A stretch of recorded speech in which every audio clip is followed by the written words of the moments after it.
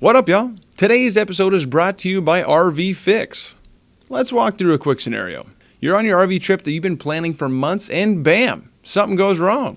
Slide won't move, fridge quits, the power's out. Now, instead of cracking open a cold one, it's fixing time. Total buzzkill, right? That's where RV Fix comes in. Call 1-844-66-RV-FIX and get connected via video call with a master RV technician. No middlemen, no dealership runaround, just real help, fast. And over 40% of these issues are fixed on the first phone call. If it's more serious, we've got you. We'll order parts and get warranty approval within hours, not weeks.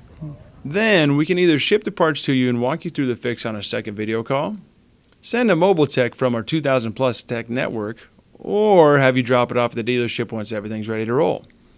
And even better, you get to keep your rig during this whole process. No more waiting 4 to 6 weeks for basic repairs. With RV Fix, most shop fixes are done in just 3 days. Skip the stress, call RV Fix, and get back to camping, relaxing, and making memories. Use promo code RVVoice at checkout to get a 60% discount and lock in your price for years to come. Learn more at RVFix.com. Hope you enjoyed this episode. Sorry, Aaron. We're just a bunch of overgrown children here.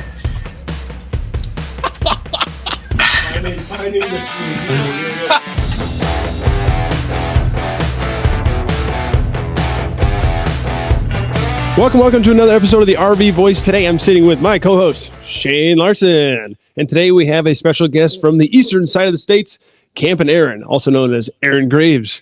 Erin Graves, she is a recipe, camp gear, humor, and promoting camping type folk from the eastern side of the states. And she is here with us today. So welcome, Erin.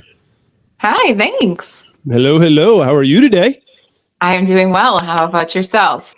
Oh, I'm doing all right. Coffee did well today, so we're golden. Good. Awesome. So, Erin, I want to know about your journey to the outdoors. So, I don't know, have you been camping your whole life? What inspired you to start sharing your camping adventures on TikTok, Instagram, and all that? Just kind of walk us through all that whole deal.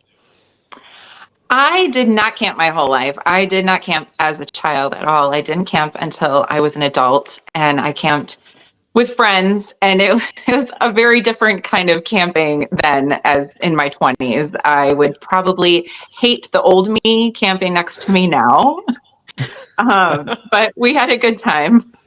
But my husband and I, and it was always tent camping, and my husband and I tent camped until we had our son, and then we didn't camp for a while, and we've actually never tent camped with him. And I think sometimes maybe I think about doing it, and I'm like, no, I don't know. The camper sounds easier, but he's 8 now, and we bought the camper almost 5 years ago. And we just get out as much as we can when the weather is nice. We don't camp much in the winter, but we do camp, as long as it's tolerable outside.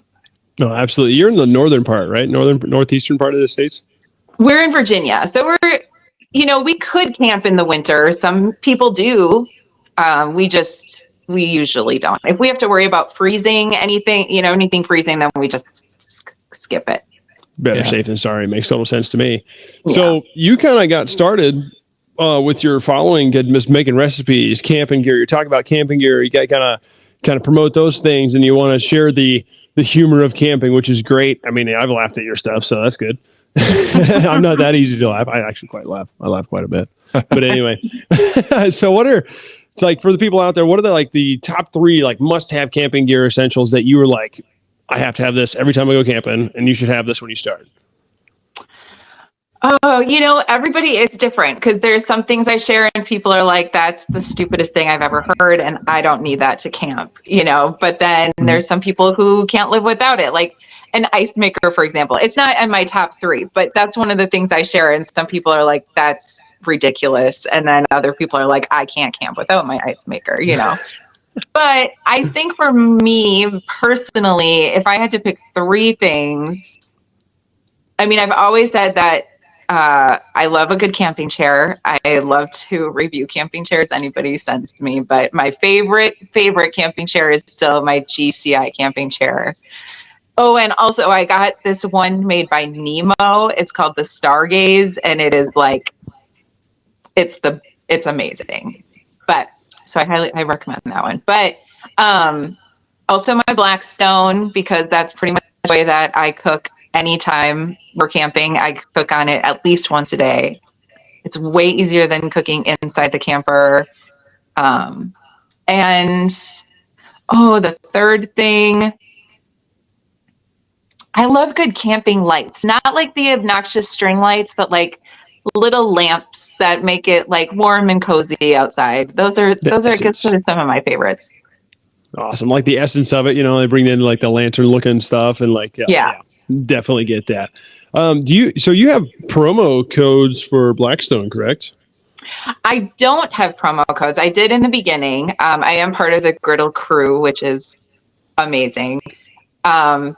But no, I don't. But I do share all my favorite products and my griddles. I have multiple griddles that I take camping, but not at one time, one at a time.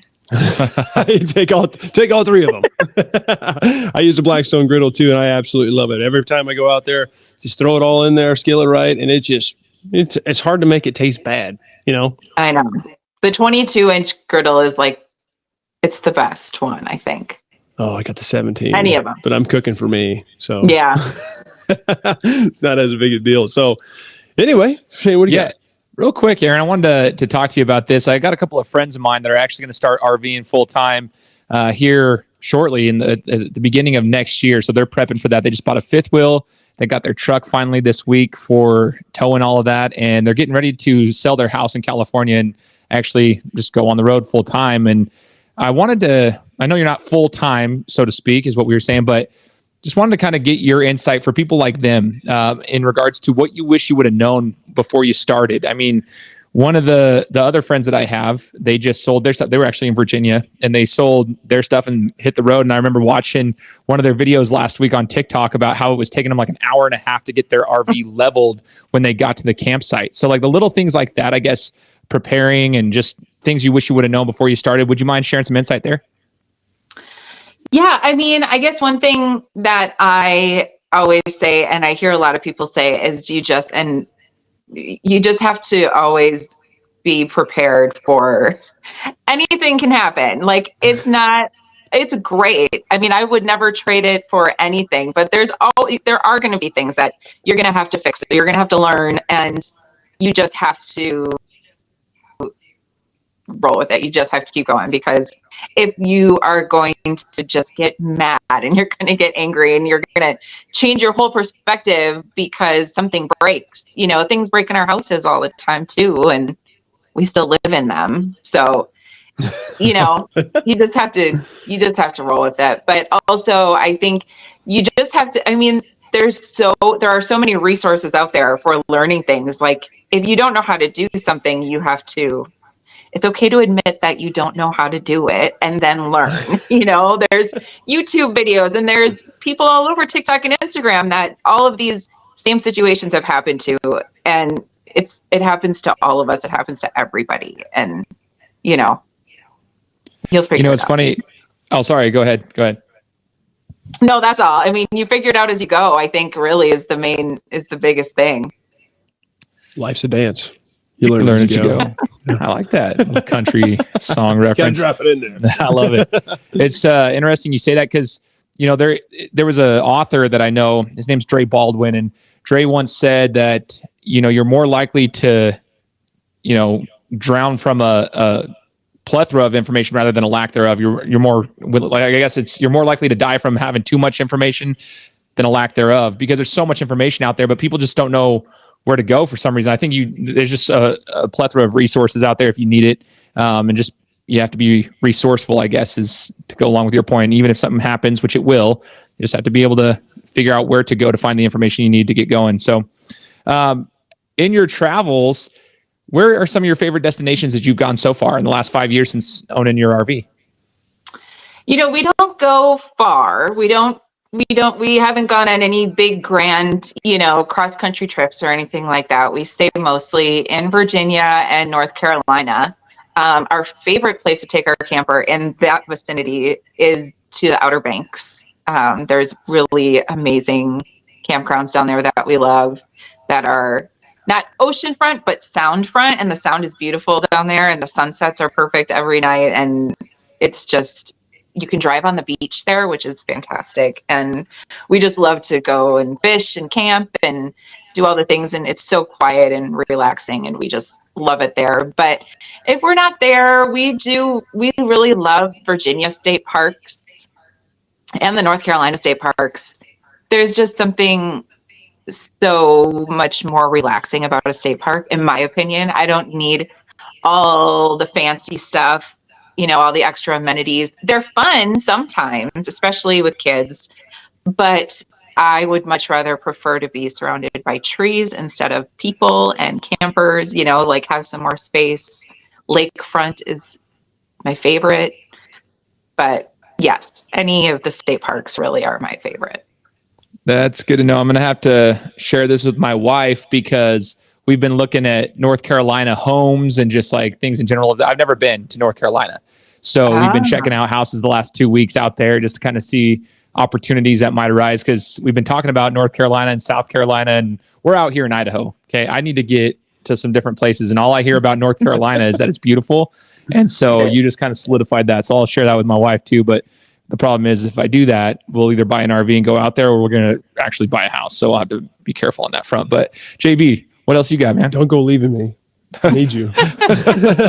Anyway, so you say around the North Carolina's Virginia area. I've heard great things. I want to go out there too. I would love to be out there in the fall and then go up north of that. Absolutely wonderful. So many trees. It's like out here. We got a lot of trees north of us, but the rest of it's desert.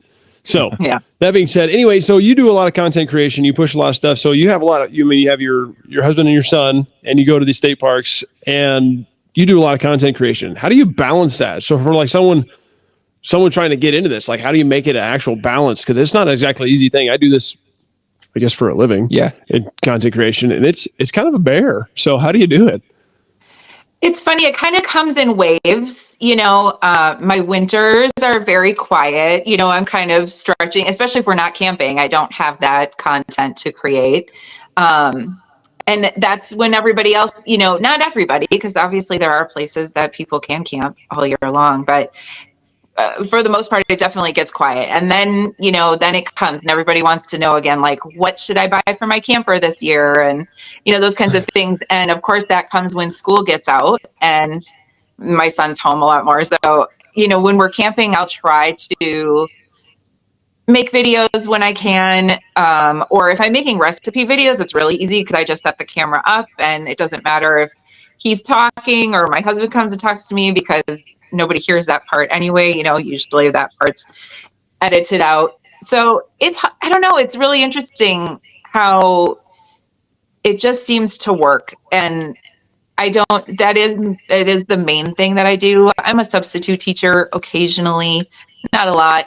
So really I have the time. Yeah. So, I mean, do you by chance have a cookbook? A cookbook? No, that I do not. Well, there you go. There's your winter project. Right. I think I'll buy one. Seriously, I will too. Just make sure you sign it for us. Yeah. All right. That's all we ask. Campin Erin. Let's go.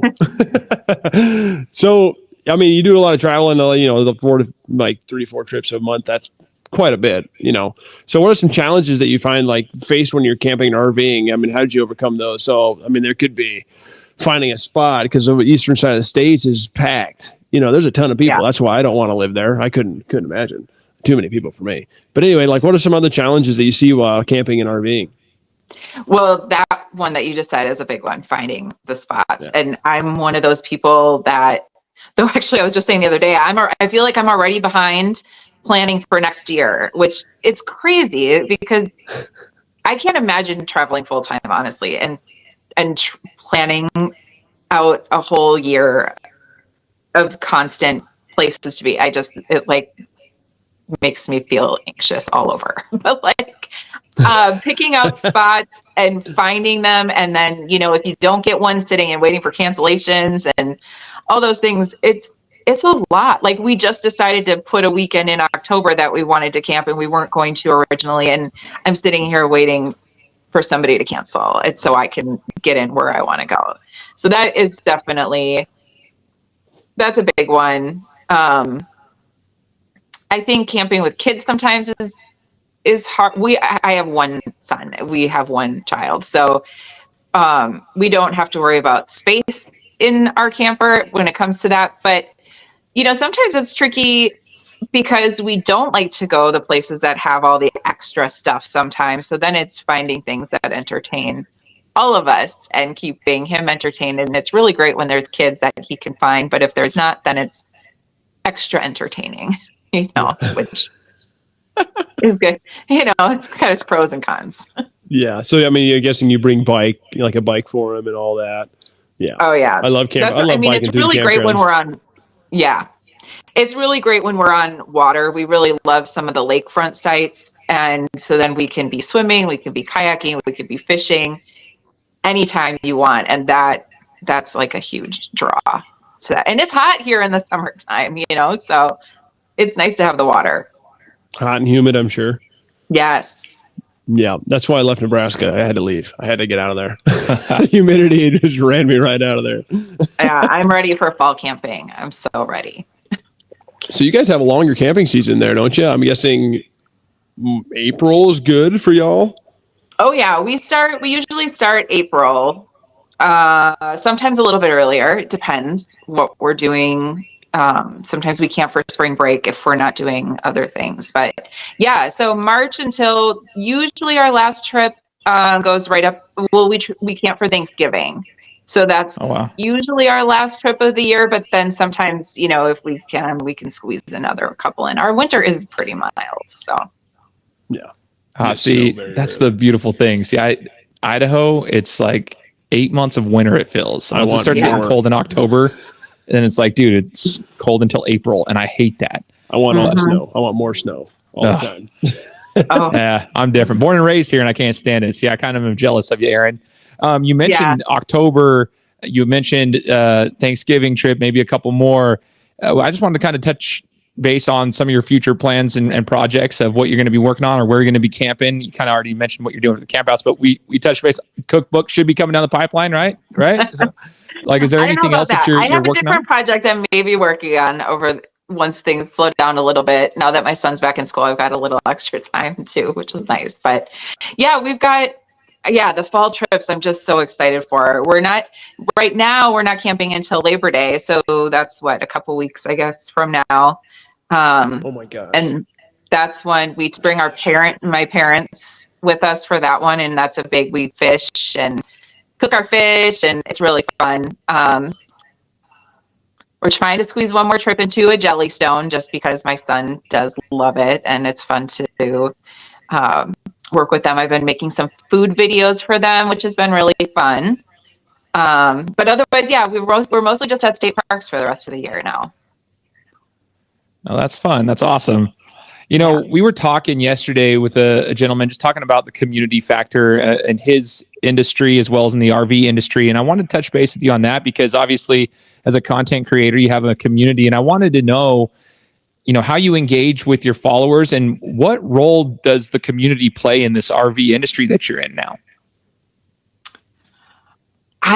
The reason I love being a part of the RV community in this TikTok and Instagram space is that it's really relatable. Anything that you share, somebody has experienced the same thing, or somebody has used the same product, or I love to share funny things. And I think that is when I get a lot of reaction out of people, just because most of the things that I joke about are just very relatable things that you see around a campground, or funny campground neighbors, or just experiences. And it's just really fun because it's a really nice, I'm probably going to jinx myself saying that, but I don't get a lot of trolls. I don't get mean, angry people.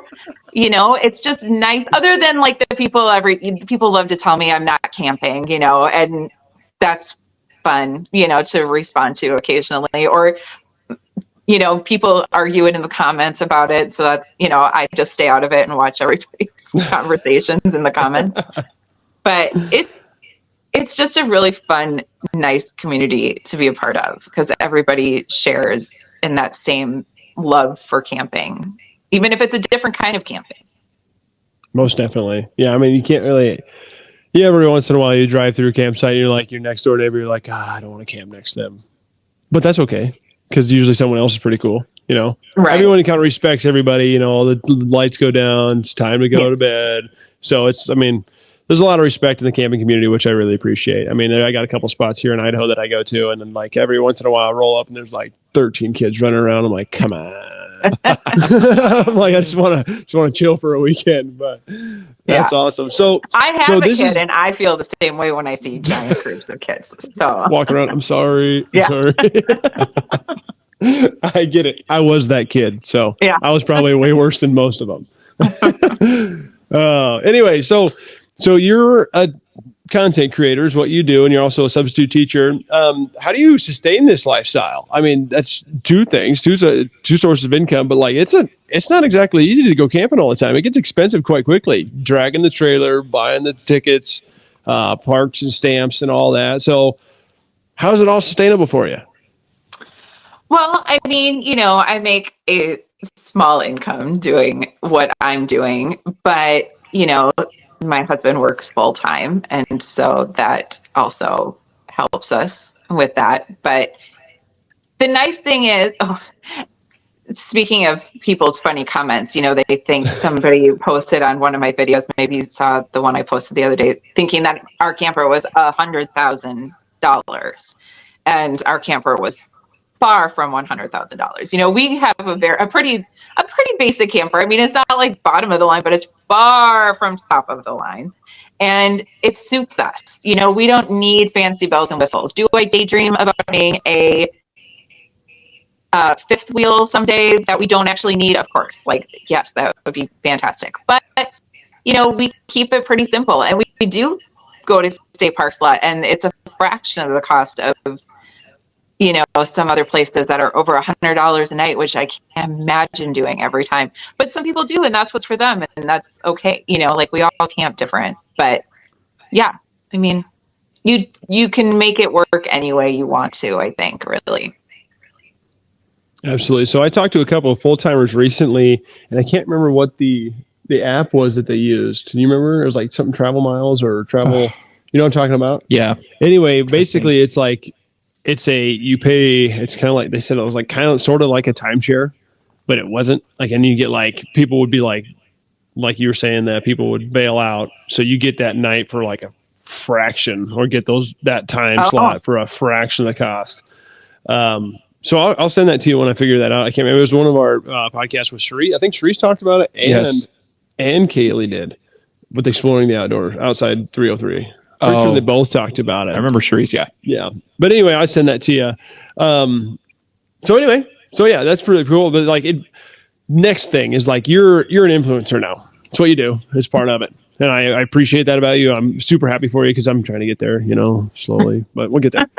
So what's some advice for people out there? Because there's a lot of people doing camping stuff, a lot of people doing whatever, God knows what. But what's some advice, you know, someone looking to get into outdoor adventures online and being an influencer for the outdoors? Well, what's some advice you have?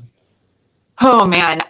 I wish I knew the secret, because I think my timing when I started posting on TikTok was just really excellent timing.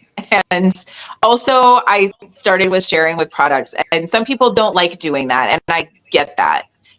But that was what I started doing, just sharing stuff that was in my camper. And my videos in the beginning were very different than the videos that I do now, but they're still products. And it's just, you know, that for me, that's what worked. But gosh, this algorithm, schmalgorithm, I mean, I don't know. I just don't know how any of it works, really. I think we're all just like grasping at straws and trying to make what makes things work, you know? Yeah. And it's like you can have no views for such a long time, and then all of a sudden the most random video that you don't expect is the one that like gets all the views, and you still don't get any new follow. I don't know. I think you just have to keep trying. You just have to keep posting, because there will be the videos that somehow will, you know, it'll be the one that goes crazy and you'll get new followers, and then you'll have another one. And I don't know. It's all so secretive, and it makes me crazy. I don't know. What's your top view? I mean, top views on either of them, TikTok or Instagram. What's your best video? What do you think? Well, the best video that I had was it had 11 million views, and let me tell you why. It was because I posted a paper plate holder for my camper, right? Like picture of me using the paper plate holder. And so then I started getting comments, either that's so cool, how do I get that? Or you are the worst person on the planet for using paper products. And people just went nuts telling me that it like went across the world, because then it was Americans are the laziest people using paper plates, and we're all just like the worst people. And I just watched it all happen, and my views went crazy, and people bought the paper plate holder, and it was nuts. It was crazy. But other than that, most of the time it's either some of my best ones have been lately some of my Blackstone videos for some of their new products, or funny videos. It's those ones are the ones that people like to like and comment on a lot. Well, you do a great job with the Blackstone, because you're kind of like promoting them. You do a really good job with that. So kudos to you. Question for you, because I'm a foodie. I don't know if you're much of a foodie. Oh, I'll eat like a horse. Okay. He'll eat like a horse, he says. Straight from the horse's mouth. But anyway, what's your favorite breakfast recipe? Because that's like my favorite thing to cook during camping. I love waking up, brewing some French press coffee, and breakfast. What is it? Yeah, breakfast. I always say breakfast is my favorite thing to cook on the Blackstone. But I will say, like, most of the time I keep it pretty basic. It's, pancakes or French toast, sandwiches. Last weekend I made some breakfast crunch wraps that were pretty delicious. I haven't posted that video yet. Be sure to tag me. But really, yeah. But really, like you put anything with bacon in the morning and it's delicious, but a good breakfast sandwich and biscuits, you can just put like refrigerated biscuits on the camper and make sandwiches out of those. And there's so many things you can make, but I just like to keep it easy and basic as possible, really, when we're camping, because I like it to be quick and easy. Well, that's awesome. I mean, you start with bacon and then use the bacon grease for the eggs, and then it just gets better and better from there. You can't go wrong. No. All right, now one for dinner. You got to give me one for dinner. One for dinner. I mean, fajitas are one of my favorite things to make on the Blackstone. Really, anything Mexican, you got me. But yeah, because you just it's so much better than when you try to make them in the house, like on the stove, and nothing gets that like nice. Char on it. Yeah. But yeah, that's definitely one of my favorites. Everybody loves a smash burger on the Blackstone. Though I will say I really do love cooking burgers on the campfire when we're camping. That's one of my favorites. Right. But yeah. You said fajitas, and for some reason my mind thought enchiladas, and I was like, how would you do that? Sounds still make it happen, but yeah. Shane, what do you got? You got anything else? Nothing else on my end. I was just taking notes in my head about everything you said. I mean, yeah, I'm trying to think. Yeah, nothing else on my end. No. Erin, you did a wonderful job today. Anything that you want to share? Maybe you want to talk about your profile, anything that you promote, by all means. I'm just happy to have anybody come and check out my stuff and follow me. And, that's all I'm really here for. And whatever you like. And if you don't like it, you don't like it. Just don't leave me any mean comments. Yeah, don't be mean, everybody. God. Well, she's got the community though, right? So if somebody says a negative comment, they're going right into the wolves, man. Like the rest of them will take care of it. So you're doing a great job promoting everything that you do. That's why we're talking today. So thank you so much for being on. And everybody, follow Erin, Campin Erin, literally Campin Erin, Erin. Sorry, I'm not a great speller out loud. But anyway, follow her on TikTok, follow her on Instagram. She has wonderful recipes. She promotes all the stuff that she uses, and she does a great job doing so. And she's awesome to listen to. So thank you so much, Erin, for being here. And y'all, thanks for having me, guys. Yeah, absolutely. Give her a follow. Give us a follow, like, comment, tell us what you want to hear. Shoot someone that we want to talk to. So by all means, stay tuned for more from the RV Voice.